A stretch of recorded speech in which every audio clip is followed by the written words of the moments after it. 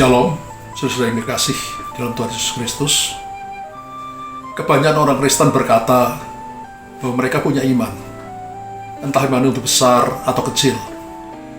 Bahkan ada orang Kristen yang percaya bahwa karena iman mereka besar, maka banyak mujizat yang bisa terjadi di dalam nama Tuhan Yesus. Saudara kekasih, iman itu memang sangat penting sekali. Karena tanpa iman tidak mungkin orang berkenan pada Allah.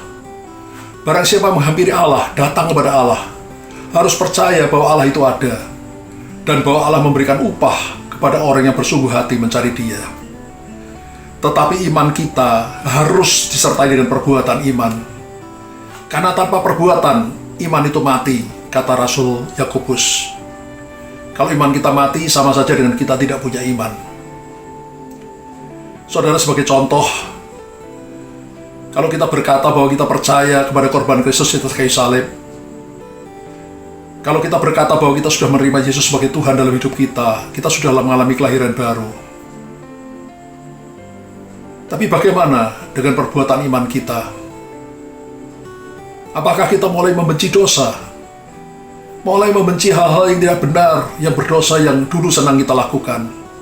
Ataukah kita masih sama saja seperti yang dulu? Kalau perbuatan kita sebelum lahir baru dan sesudah lahir baru itu masih sama saja, maka sangat diragukan bahwa kita sungguh-sungguh punya iman yang hidup. Mungkin kita punya iman, tapi kalau iman kita mati karena tidak ada sertai dengan perbuatan, maka itu sia-sia belaka. Tanda-tanda zaman sudah menunjukkan bahwa tidak lama lagi Tuhan Yesus akan datang untuk menjemput kita, gerejanya yang kudus. Di dalam Wahyu pasal 22 ayat 12, Tuhan Yesus berfirman, "Sesungguhnya aku datang segera, dan aku membawa upahku untuk membalas pada setiap orang menurut perbuatannya." Garis bawahi saudara, menurut perbuatannya, bukan menurut imannya. Karena itu saudara, saya berdoa supaya setiap kita yang mendengarkan firman ini, imannya sungguh-sungguh menghasilkan perbuatan iman. Apa yang kita baca, firman Allah yang kita dengarkan, itu kita lakukan dalam hidup kita sehari-hari. Kita mengasihi Tuhan lebih dari apapun juga, dan mengasihi sesama kita manusia seperti diri kita sendiri. Maka saya percaya Tuhan akan memberi kita upah, baik ketika kita masih di bumi ini, terutama nanti ketika kita masuk dalam kerajaan surga yang kekal mulia selama-lamanya. Saya akan berdoa bagi saudara. Bapa di surga, terima kasih untuk firman-Mu hari ini.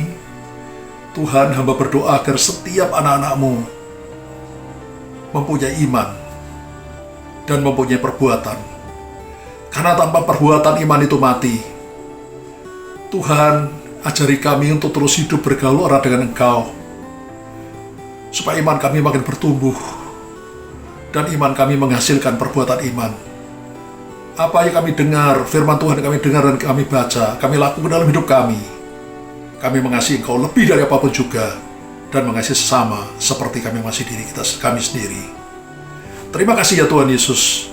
Hanya dalam nama-Mu kami sudah berdoa dan mengucap syukur. Haleluya. Amin.